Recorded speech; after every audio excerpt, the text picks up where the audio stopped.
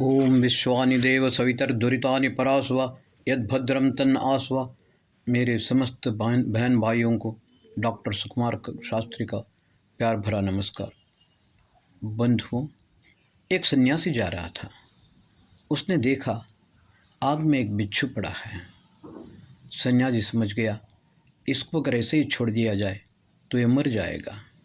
सन्यासी ने एक लकड़ी को बिच्छू के आगे रख दिया और बिच्छू उसके ऊपर चढ़ कर के आया और उसके बाद पहले उसने सन्यासी को डंक मारा। ठीक यही बात यहाँ पर हुई। सीरिया और तुर्किस्तान में बहुत ज़बरदस्त भूकंप हुआ। कहने को तो अपने आप को टर्की कहते हैं, वास्तव में टर्की और तुर्किस्तान एक ही है। 51,000 लोग मर गए, बहुत बड़ा नुकसान हुआ। सर्वप्रथम विश्व में भारत ने उनकी सहायता की, दवाइयाँ भेजी, पैसा भी भेजा, डॉक्टर्स भी भेजे, वॉलंटियर्स भी भेजे, जितने भी प्रकार की सहायता करने चाहे सभी प्रकार के किया। वैसे तो विश्व भर में अनेकों मुस्लिम राष्ट्र हैं, लेकिन किसी ने उनसे बात करना भी ठीक नहीं समझा, किसी प्रकार से सहायता भी नहीं की। बंधुओं, लेकिन उन लोगों ने क्या किया जो पहले यूएनओ में हमेशा भारत की निंदा करते थे, आज भी वही किया। यूएन में उन्होंने पाकिस्तान का सपोर्ट करके कह दिया कश्मीर के में मानवाधिकार का उल्लंघन होता है और भारत कश्मीर में जितने भी मुसलमान हैं उन पर अत्याचार करता है। बंधु, ये कहने को तो अपने को तुर्की कहते हैं, हमें समझ लेना चाहिए ये तुर्किस्तान पहले ही भारतीयों पर बहुत सारे अत्याचार कर चुके हैं। बंधु, ये सीरिया और इसी तुर्किस्तान में एक बार आईसिस का प्रभुत्व हो गया। आईसिस ने इन लोगों के ऊपर दबाव डाला कि शरीयत का बहुत सख्ती से पालन होना चाहिए, लेकिन इन्होंने विरोध किया। विरोध करने के बाद इनको बहुत मजबूर किया, अत्याचार भी किया। उस समय ये बेबस और लाचार होकर के वहाँ से निकल पड़े।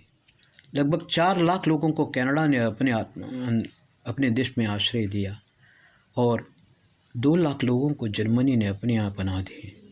बंधु, वहाँ पर तो उन्होंने शरीयत का विरोध किया, लेकिन जर्मनी और कनाडा के आने के बाद उन्होंने यही कहा कि हमको जितने भी शरीयत के फ़ायदे हैं वो मिल जाने चाहिए और शरीयत लागू होना चाहिए। भारत के अंदर भी ऐसे ही होता है। इनको शरीयत का क्रिमिनल लॉ नहीं चाहिए, शरीयत का सिर्फ फ़ायदा ही होना चाहिए।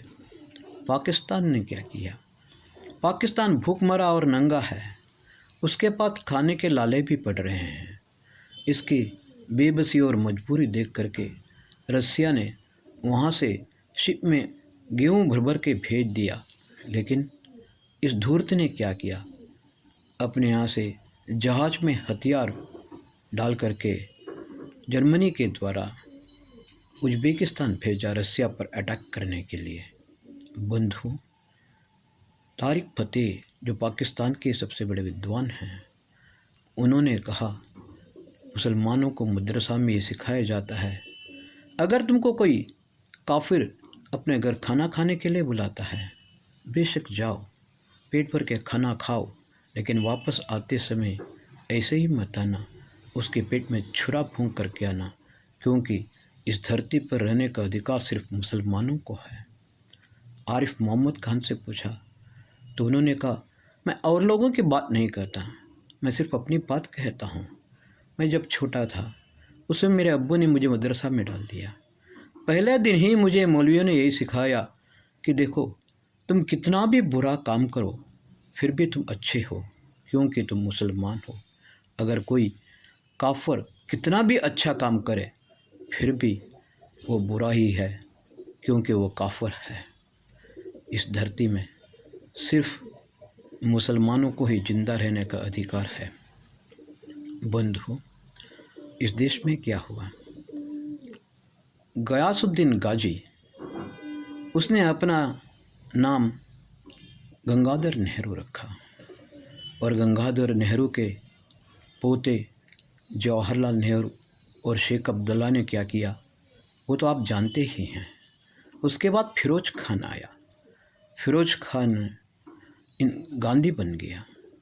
इंदिरा गांधी ने भिंद्रनवाले को पाल पोस के बड़ा किया, अपने स्वार्थ के लिए पंजाब भेजा। आप लोगों को मालूम ही है भिंद्रनवाले ने कितना अत्याचार किया। MS बिट्टा ने कहा 19,000 हिंदुओं को मारा है। बंधुओं, मैं उन दिनों पंजाब यूनिवर्सिटी चंडीगढ़ में PhD कर रहा था। क्या हुआ क्या देखा ये मैं दोहराना नहीं चाहता, क्योंकि श्री MS बिट्टा जी ने सब कुछ बता दिया है। लेकिन मेरी एक जिज्ञासा बढ़ी। मैंने सोचता रहा, आखिरकार इन सिखों ने इतनी कुर्बानियाँ दी हैं।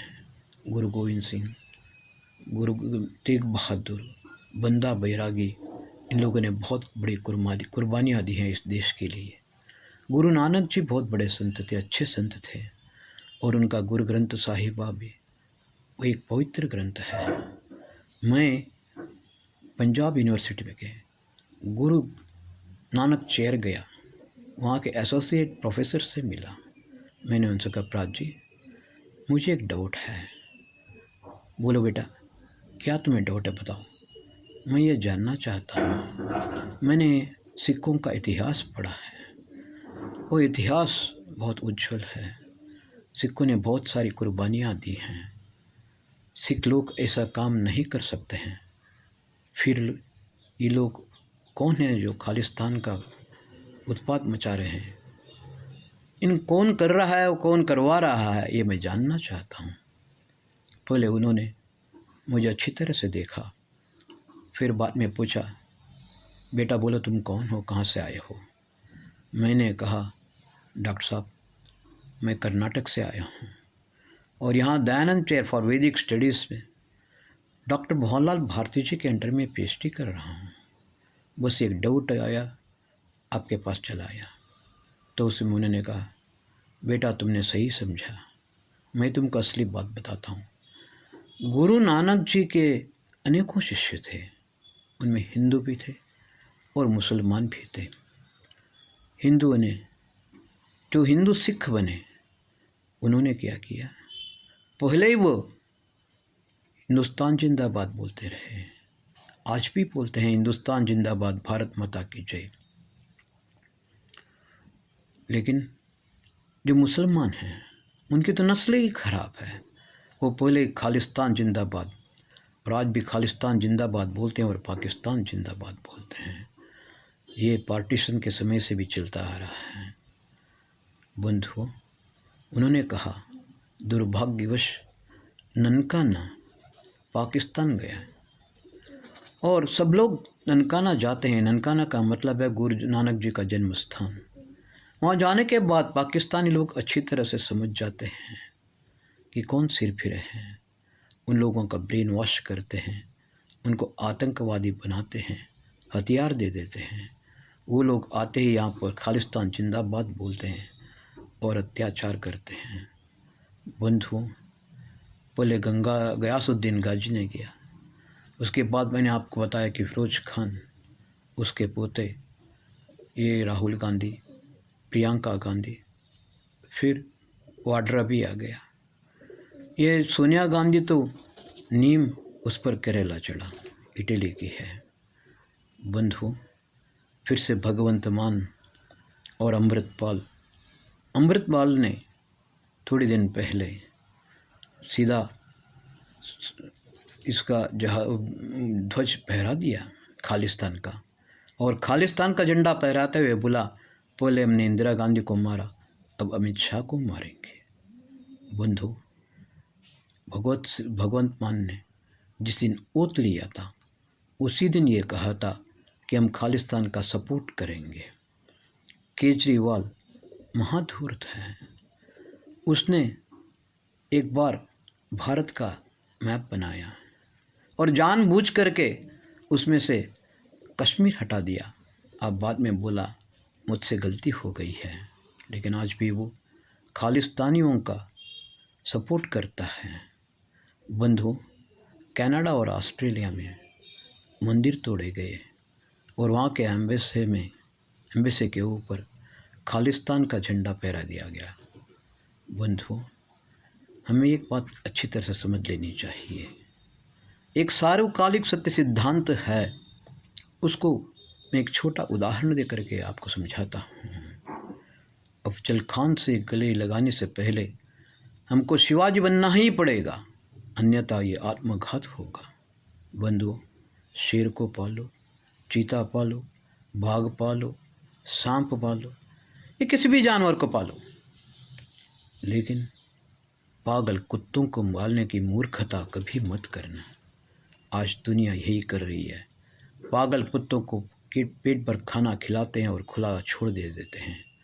इससे विश्व का विनाश ही होगा। बंधुओं, मैं आप लोगों को बार बार यही कहता हूँ, हमें राष्ट्र सर्वोपरि है। अगर राष्ट्र नहीं बचेगा तो हमारा धर्म भी नहीं बचेगा। ओम शम। भारत माता की जय। वंदे मातरम।